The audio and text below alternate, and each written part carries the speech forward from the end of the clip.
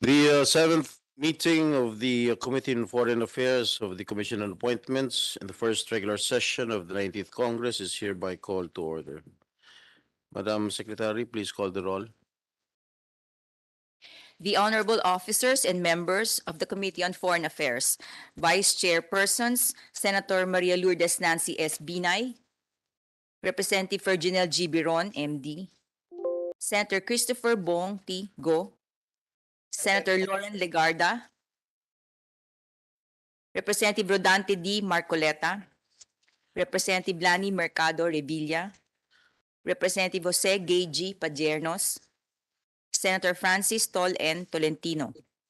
Members, Senator Francis Chis G. Escudero, Representative Albert S. Garcia, Representative Greg G. Gasataya, Senator Risa Ontiveros, Representative Oscar Oca G. Malapitan, Senator Amy R. Marcos, Senator Grace Poe, Present.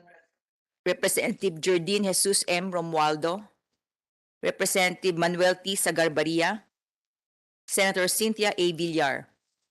Our ex-officio members, Vice Chairperson, Representative Ramon N. Guico Jr., Majority Floor Leader, Representative Luis Raymond L. Ray F. Villafuerte Jr., Assistant Majority Floor Leader, Senator Joseph Victor G. Ejercito, Minority Floor Leader, Senator Alan Peter Compañero S. Cayetano, Assistant Minority Floor Leader, Representative Johnny T. Pimentel. The chairperson is present. The chairperson is present. With 10 members present in person, including the chair, and 5 members present online, with a total of 15 members present, the existence of a quorum is hereby declared. The chair acknowledges the presence of Senators Amy Marcos, Risa Ontiveros, Cynthia Villar, J.V. Ejercito, and Congressman Ramon Guico, Dante Marcoleta, Congresswoman Lani Mercado Revilla, Congressman Oco Malapitan, Congressman J.B. Padiernas. Majority Floor Leader. Mr. Chair, I move to dispense with the reading of the minutes of the meeting held on February 22, 2023 and consider the same as approved. I so move, Mr. Chair. There is a motion to dispense with the reading of the minutes of the previous meeting and consider the same as approved. Is there an objection? There being none, the reading of the minutes of the meeting held on February 22, 2023 is dispensed with, and the same is considered approved. Esteemed members of the Commission on Appointments, distinguished guests, ladies and gentlemen, good morning. Today, the Committee on Foreign Affairs will continue to deliberate on the nominations of 2 ambassadors and the ad interim appointments of 2 other officials in the Department of Foreign Affairs, listed according to ranks and dates of complete submission of the mandatory documentary requirements, namely, number 1, Manuel Antonio Javier Tihanki, Permanent Representative of the Republic of the Philippines, the World Trade Organization in Geneva, Switzerland, with the salary and emoluments of a Chief of Mission Class 1. Number 2, Bienvenido Villamor Tejano, Ambassador Extraordinary and Plenipotentiary to the independent state of Papua New Guinea, with concurrent jurisdiction over the Republic of Kiribati and Solomon Islands, with the salary and emoluments of a Chief of Mission Class 1, and the ad interim appointments of Rodilio Rivera Catalan, Career Minister, and Joyce Marison Camacho Kivoy, Foreign Service Officer Class 1. Madam Secretary, please inform the committee on the compliance of the jurisdictional requirements and other pertinent information regarding the nominations and ad interim appointments under consideration. Mr. Chairperson, Your Honors, on January 10 and February 27, 2023, your Secretariat received the respective nominations and ad interim appointments of the 4 officials in the Department of Foreign Affairs under consideration. On even dates, their nominations and ad interim appointments were duly referred to the Committee on Foreign Affairs by the Commission Chairperson and Senate President Juan Miguel Migs F. Zubiri, pursuant to Section 16, Chapter 5 of the new rules of the Commission. Likewise, Mr. Chairperson, Your Honors, the nominations and ad interim appointments under consideration were published in 2 newspapers of general circulation, Manila Standard and the Manila Times, and broadcast over PTB4 pursuant to Section 2, Article 2 of the Rules of the Standing Committees.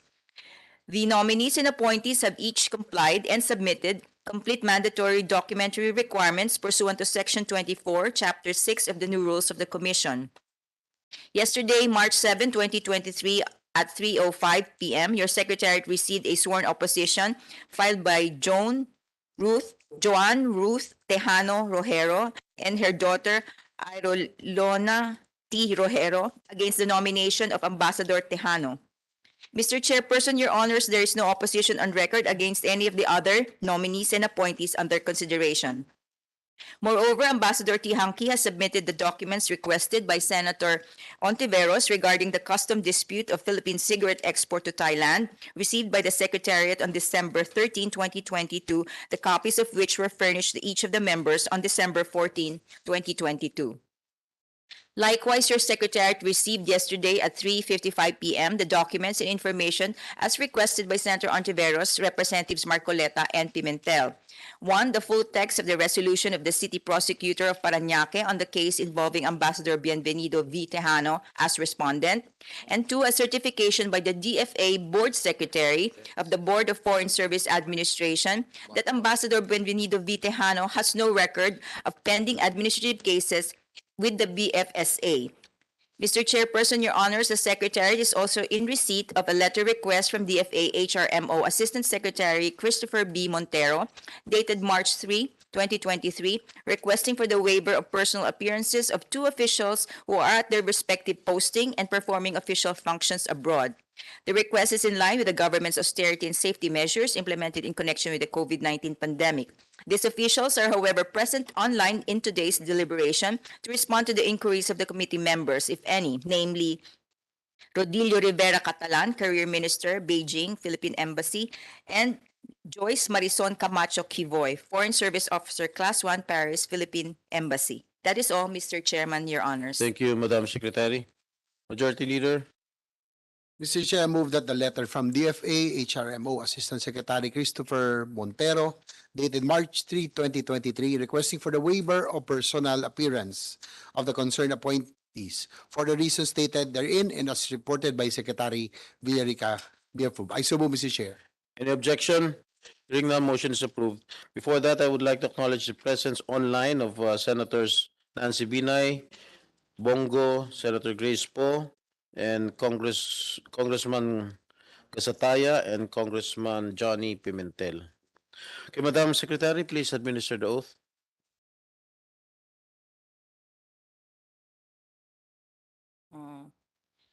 Those present online, Mr. Rodilio Rivera Catalan in the Philippine Embassy in Beijing and Ms. Joyce Marison Camacho Kivoy in the Philippine Embassy in Paris, please stand and raise your right hands and open your microphones so that the committee will hear your responses.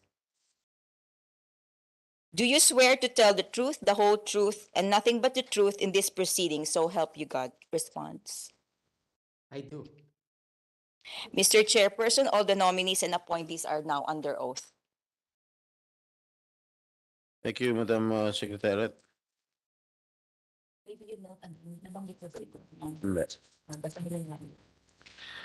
The chair noted that both Ambassadors Tihanki and Tejano have taken their oath in the previous hearings, as this is the third confirmation hearing for Ambassador Tihanki for his nomination to the same post in permanent mission to the WTO in Geneva, and the second confirmation hearing for Ambassador Tejano also for his nomination to the same post as AEP in Papua New Guinea, so there is no need to place them under oath again.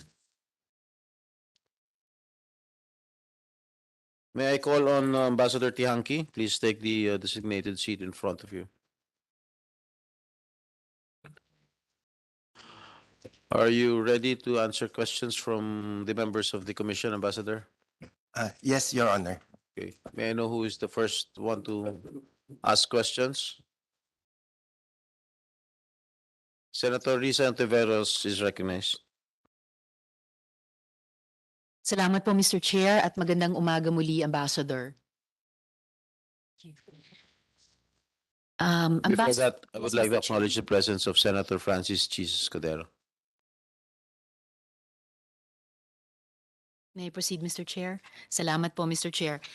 Ambassador, in 2021, our trade deficit was $58 billion or 3.1 trillion pesos, the highest among all ASEAN countries, and the fifth highest in the entire world.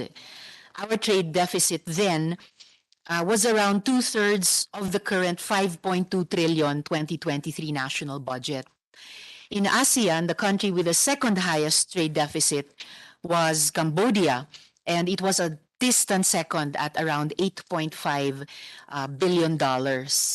So almost times 8 o times 7 yung atin.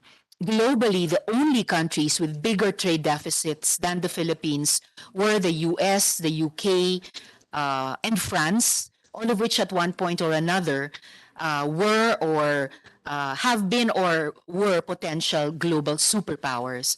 On this front, it seems we are hardly keeping pace with our neighbors in the region. Of course, Ambassador, our country's international trade, including the deficits past and current, are primarily the responsibility of our government's economic team, such as the NEDA and the DTI, among others. However, having served as our country's representative to the WTO for more than a decade, I am sure you will agree that one of the most important responsibilities of your appointment is to facilitate the export of our goods and ensure that they are not hindered by protectionist or discriminatory trade barriers. Do you think this is an accurate summary of your role in the WTO, Ambassador, Mr. Chair? The permission of the chair. Thank you for the question, Madam Senator Ontiveros. Yes, indeed.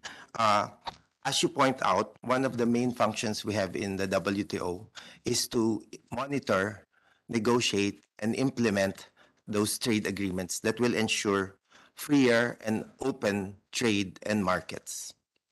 Indeed, as you point out, the trade deficit for merchandise goods now stands at $53 billion, quite a large amount. And it was lower in 2020 at $24 billion. Of course, 2022 was quite unique with great inflationary pressures on our imports, increased energy prices and all. Indeed, I defer, of course, to the economic team for the financial and economic guidance for our country. Our main role in the WTO will be to ensure that markets are open to increase our exports. I do know, however, that our total trade in services was at a positive surplus during the same period of 2022. That is, we have a $10.46 billion positive trade in services surplus. We also, of course, can look at the healthy remittances of our overseas foreign workers, which stands at $30 billion. Indeed, in economic terms, I would defer to the economic team because overall financial health of the country depends on these various factors, including our receivables, services exports, and merchandise trade. But I do agree with Madam Senator that we must monitor our trade deficit in goods. And I do know that one of the encouragements and policy directions of our economic team is to increase the industrialization of our country to enhance further exports.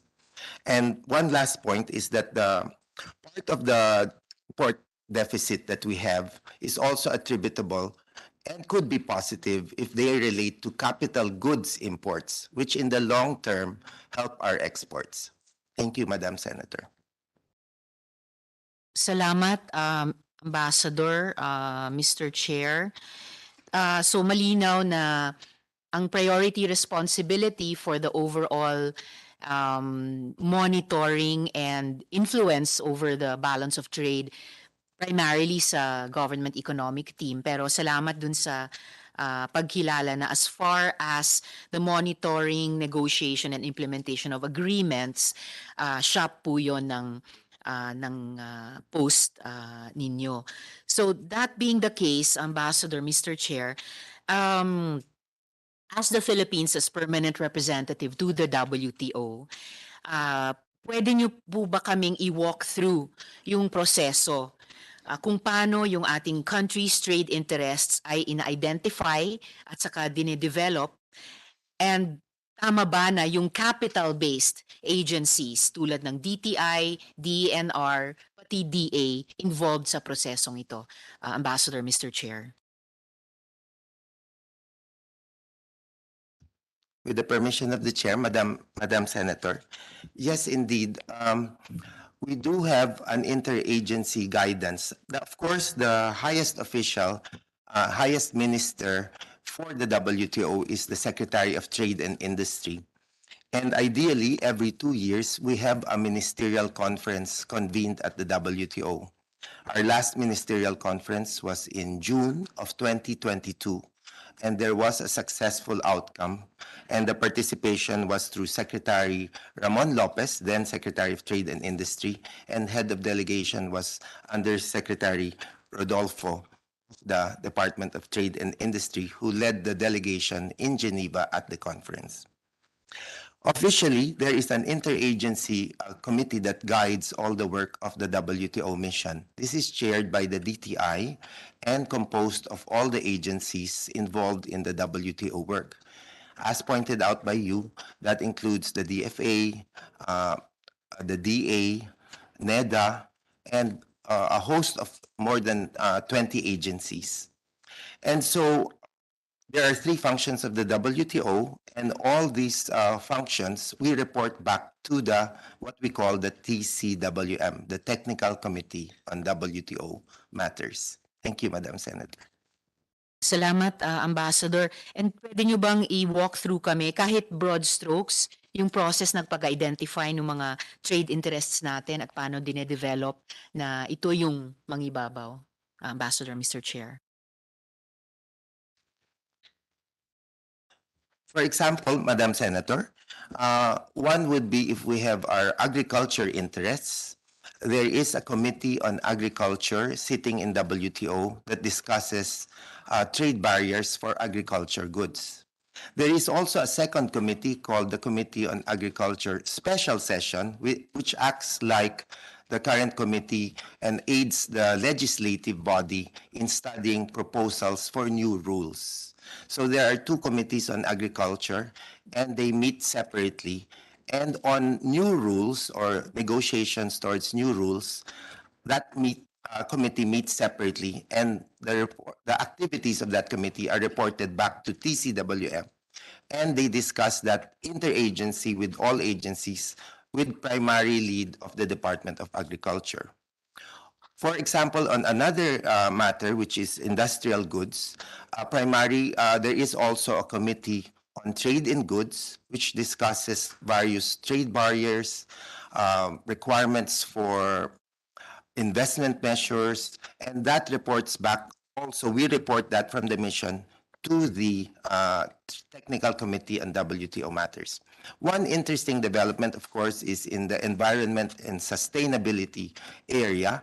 There is a Committee on Trade and Environment, which I was privileged to chair and indeed attended in COP26 as a committee chair of the Trade and Environment. In this committee, discussions on how the trade area can help in sustainability and climate change issues. That we report back to the Technical Committee on WTO Matters, which we then consult with the DENR and all other agencies with an interest.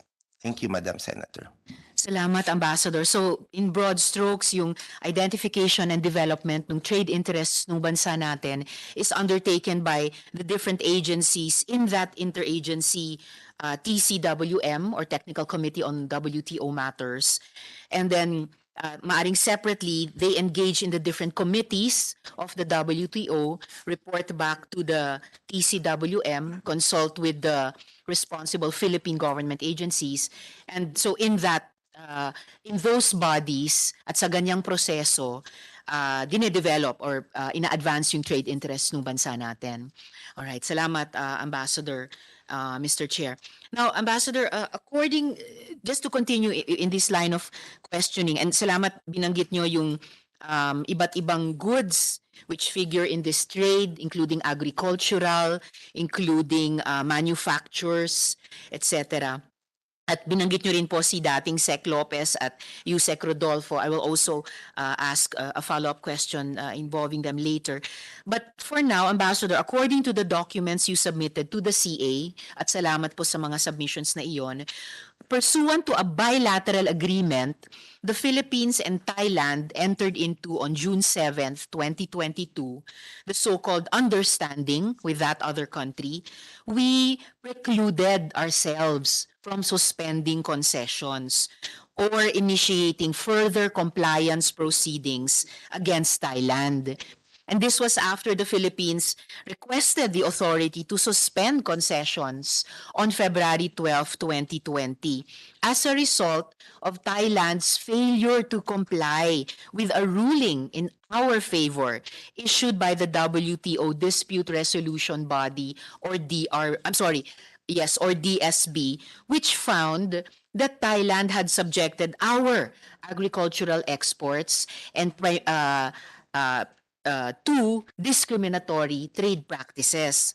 At that time, DTI Sec Ramon M. Lopez, na binanggit niyo rin po kanina, Ambassador, he stated that, quote, "We will wait for the WTO to give us that authority," close quote. DTI Sec Severino Rodolfo, na binanggit niyo rin po, was also quoted as saying that, quote, "The Philippines has and will exercise its rights and uphold the interests of Filipinos and of Philippine-based enterprises, and in the process, demonstrate that the WTO works," close quote. So it seems po that there was a consensus. It seems that there was a consensus within the government's economic team to suspend concessions to Thailand. Now, the understanding also states that while Thai authorities shall accept the transaction value of our exports in accordance with their domestic laws and regulations, it also says, the understanding also says, that this is without prejudice to the ability of the Thai authorities to decide on the acceptability of the said declared transaction value. Ngayon po, Ambassador, certain stakeholders have expressed the opinion that this amounted to a waiver of the favorable judgment we obtained before the WTO DSB, or Dispute Resolution Body. Now, it should also be remembered that while all that was going on, our trade deficit with Thailand was more than $5 billion, with our imports from that country consisting mainly of vehicles, industrial machinery, and parts. So masasabing capital goods na binanggit nyo rin po kanina, Ambassador. This also includes rice and sugar imports from Thailand. And just recently, nag-figure yung sugar imports from Thailand sa iba namang resolution dito sa Senado kaugnay ng sugar smuggling. Now, Ambassador, Mr. Chair, I've been in contact with representatives from auto workers unions in this country, members of the Philippine Metal Workers Alliance, and considering nga po that, as I just mentioned, vehicles actually represent the single largest category of our imports from Thailand, itong PMA po, metal workers unions, they are of the opinion that we should actually be using that victory at the WTO to bring more of the global automobile manufacturing industry to the Philippines and thereby create more jobs. In fact, Ambassador, Mr. Chair, this case reminds me of another international legal victory won by our country, the West Philippine Sea arbitration against China. And in that instance, as a sovereign country, we refused bilateral negotiations and filed a case before the Permanent Court of Arbitration. So, ang tanong ko dito, Ambassador, Mr. Chair, consequently, these stakeholders are asking, why enter into a bilateral mechanism when the DSB already decided the case in our favor? So, to ease their concerns, could you, Ambassador, walk us through how the input of our capital-based economic team was taken into account prior to your signing the understanding on behalf of our country, Ambassador, Mr. Chair? With the permission of the chair, and thank you, Madam Senator, for this important question. Yes, so indeed, as pointed out, we had won this case way back in 2009 and 10. And in fact, in 2012, we had filed, Thailand had filed an appeal. And indeed, as background, that appeal was decided by the appellate body, and we had a sequencing agreement. As mentioned, under the WTO rules, the question arose, since there is a gap, whether one could immediately retaliate while an appeal is pending. And of course, agreement with Thailand and many WTO members is if there is still a pending appeal, we should postpone retaliation because there is still the finality of judgment. And as you quoted from Secretary Mon Lopez, we were waiting for the finality. We had won, but there was still a pending appeal. One of the developments in the WTO arena was in 2019, we received a notice that the appellate body or the Supreme Court of the WTO, which was hearing, among others, there were 9 cases, one of which was our Thailand-Philippines case. As of December 10, 2019, all activities of the WTO appellate body was halted due to the expiration of the terms of office of the 7 appellate members. So from 10 December 2019, there was a void created of an absent appellate body. If it were in the Philippines, it would like the Supreme Court's justices were allowed to expire and no new appointments. So this was the situation wherein we were adopting that how do we retaliate? And that is the reason that a dialogue mechanism came into being between Thailand and Philippines. During this time, of course, as pointed out by you, Thailand and Philippines had 3 issues related to the case. And we understand very much that the auto workers wish to export more to Thailand. And we also understand that tobacco farmers in the Philippines and cigarette manufacturers in the Philippines are continuing also their exports to Thailand, which helps reduce our deficit that you mentioned. So one of our main concerns when the interagency is consulting is that we have to balance the interests of our exporters as well as the concerns of auto manufacturers, as well as preserve the diplomatic and friendly relations between our 2 countries. So we were caught in a situation where the finality of the judgment we had succeeded was pending due to this political situation of the appellate body, mainly because of the United States decision to suspend all appellate body appointments. So in short, what happened was during the discussions, it was clear among the 2 parties that there was some good faith between Thailand and the Philippines, and we wanted to understand that the 3 measures which we had won in the case be implemented. The first measure was the cancellation of overassessment of taxes, which Thailand complied with. The second issue was ideally, importer employees should not be harassed or subjected to criminal investigation for importation of Philippine cigarettes. And the third is fines and other levies amounting to a large amount should be either reduced or canceled in order to allow further imports into Thailand of Philippine cigarettes. Because if there are more fines, that would discourage our exports.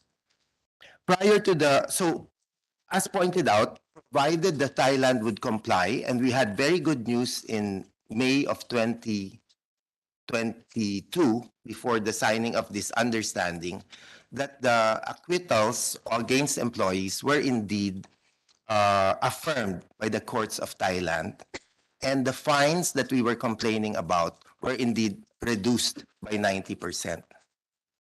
Of course, the main issue, the question you this is not, there are still remaining appeals in the cases. And I would just like to emphasize that the agreement we signed is an understanding, like a terms of reference on agreed procedures towards a future settlement.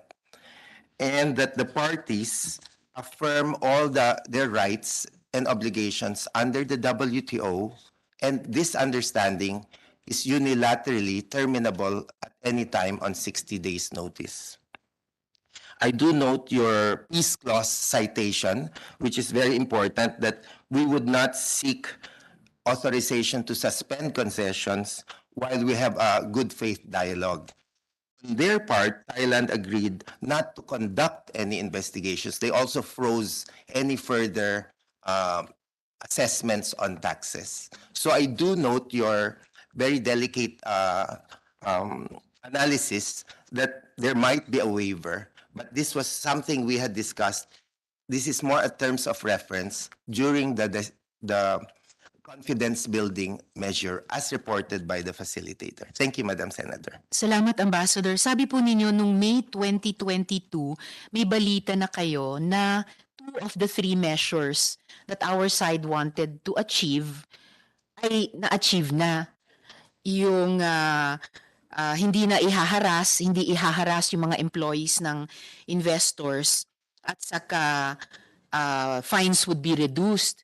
So 2 out of 3 na-achieve na. Isa na lang ang hindi pa na-achieve. And yet itinuloy pa rin yung pagpirma sa understanding. Did I get that right, Ambassador? Madam Senator, yung the very first objective of removal of the taxation was achieved from the very beginning. Our main appeal was regarding the pending 2 other measures. So from 2012, the notices of assessment by Thailand, in credit to them, were also already being process of cancellation. So we did achieve the 3, Madam Senator. Opo. And so from the very beginning, na-achieve na yung unang objective natin, the cancellation of the taxes or of the overtaxation. And then before the understanding was signed, in May 2022, nabalitaan nyo na rin na hindi na nga ihaharas through court cases yung mga empleyado ng mga investors. So, ganun nga po. Isa na lang ang hindi pa na-achieve out of the 3 na the fines should be reduced. Na-reduce na rin ho yung fines. At na-reduce na rin po. So, yun na nga po. And yet, the understanding was still signed Yes, after that. yung Opo. tatlo ho na-achieve. Yung tatlo ho. So the cancellation of assessments, the individual cases, and the reduction of fines. Yung tatlo ho na-achieve. But ang tanong ko po, Ambassador, Mr. Chair, ay na-achieve na yung tatlo by May 2022 and yet the understanding was still signed. Kasi ho, yung sa may mga pending pa, because they have a judicial system, there are still pro forma appeals ongoing that could cause further questions and clarification. But as of now, because under Thai law, there is the right to appeal acquittals. And so there is still a pending matter, but it has been achieved except the finality, similar to our awaiting finality on the WTO case. Thank you. Salamat, Ambassador, Mr. Chair. Ambassador, regarding this narration of kung ano po yung nangyari at bakit, meron po ba kayong any documents or kahit any sort of communications trail para ipakita na yung understanding about which some stakeholders expressed concern na parang the understanding was tantamount to a waiver, no, of our rights, of a victory we already had dun sa WTO dispute resolution body. Meron po ba kayong documents or communications trail para ipakita na the understanding was signed with the full concurrence of our government's economic team, as well as the full concurrence of the DFA, Ambassador, Mr. Chair?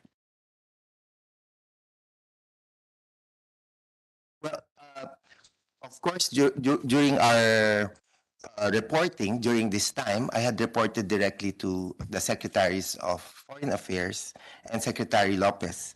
And of course, all that was reported and the draft agreements were indeed reported.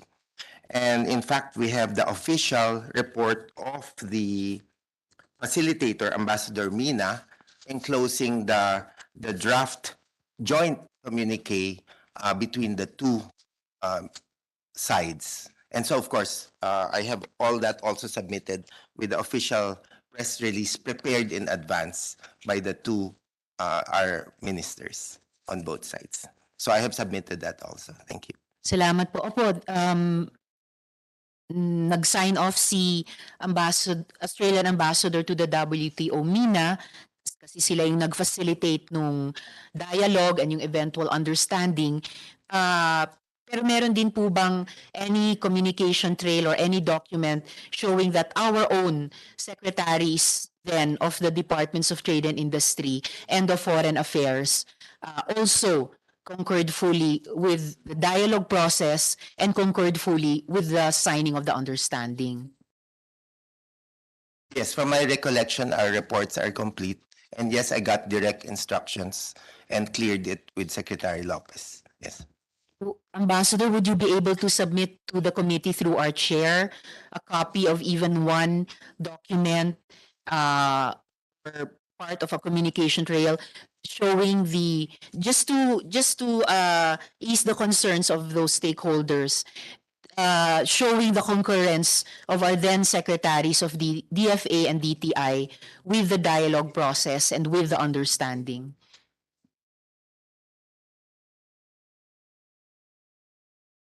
I can check the files, but as Madam, I already have it right here that DTI did their own press release, which we sought approval. And given this was a time frame, I was in direct communication with both secretaries. Of course, Ambassador, Mr. Chair, a press release is after the fact is not the same as any kind of documentary approval before the fact. Ang DFA din po ba nag-press release after the signing of the understanding? Yes, it was contained in all the reports, Madam. I can assure you of that. Yeah. I do believe, Ambassador, it may have been contained in all your reports, but what I'm asking about, and mukhang posible it does not exist, is not just a press release of the DFA after the fact, pero documentary showing that the two departments approved of the dialogue process and the signed understanding. And frankly, Ambassador and Mr. Chair, I believe there are many important lessons to learn about how to utilize the international trade framework to advance Philippine trade interests. And Mr. Chair, if just to make of record, since the understanding was entered into after discussions with the government's economic team at the time, Mr. Chair, with the indulgence of the chair, as well as the other members, of course, of this honorable commission, I would like to allow us first to call former DTI Secretary Ramon M. Lopez and other relevant officials from the government's economic team before this commission to enlighten us as to the decision-making process that led to the signing of the understanding. Kasi hindi po talaga mabuo yung assurance na the two departments fully concurred with the dialogue process and fully concurred with the understanding that was signed, Mr. Chair. And the effect is I would respectfully like to defer the consideration of the Honorable Ambassador's appointment. I so move, Mr. Chair. There is a motion by Senator Risa to defer the confirmation of the nominee. Any In order, objection? Mr. Chair, if the committee and the chair would allow to invite former Secretary Lopez. But we cannot invite them here during this hearing. Yes, Mr. In Chair. another venue, maybe. Yes, Mr. Chair, at the next hearing. I think the subject matter really deserves our attention and perhaps another hearing. But in accordance with the rules of this commission, perhaps it would be best to conduct it at another occasion and not delay the confirmation of the good ambassador. Okay, maybe we can reschedule the confirmation of Ambassador Tihanki on, Your Honor, my motion is not to. Your Honor, if I'm.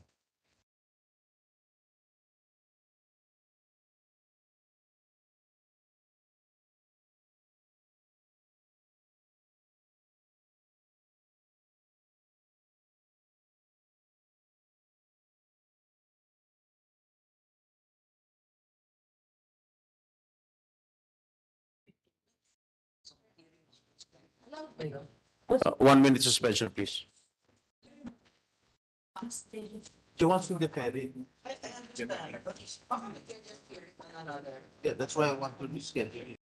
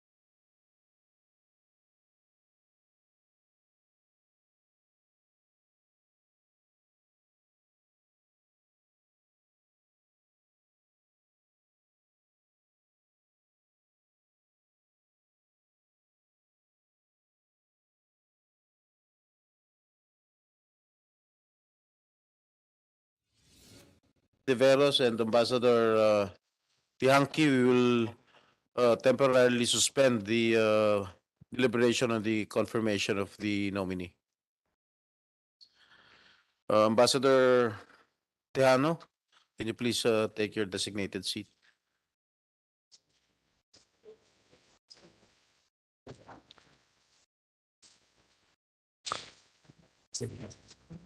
Before that, I would like to acknowledge the presence of Congressman Ferj Biron and JJ Romualdo. And of course, Senator Nancy Binay. Okay, are you ready to answer questions from the commission, from the members of the commission, Ambassador? Mr. Chair and the honorable members of the say, yes, Your Honor. You're ready? Yeah, You are not sweating? no po. All right. The first to ask question again is Yeah, I Senator just want Cynthia. to make a manifestation if the answer is confidential, maybe we should have an executive session para Maybe we will they ask can first. answer. Yes, Because maybe they cannot answer in front of all these people if the answer would be somehow confidential. your manifestation is noted, Senator Villar. Maybe we could ask first Senator Riza if her questions are quite confidential or whatever. Salamat, Mr. Chair. I join with the manifestation of Sen. Cynthia Villar because yes, of the sensitivity of the questions. And also, Mr. Chair, if another person here today who may yet be recognized by the committee will also be allowed by the chair to speak to the committee, then in that case, isasama ko na rin po yung manifestation ko na pati sila, yung isang taong iyon, magkapagsalita sa atin, but in executive session. Salamat, Mr. Chair. I move, Mr. Chair, Congresswoman Lani. I move, Mr. Chair, for an executive session since we are supposed to discuss sensitive matters before supposedly we confirm Ambassador Tejano. Second the motion. Right. Majority Leader.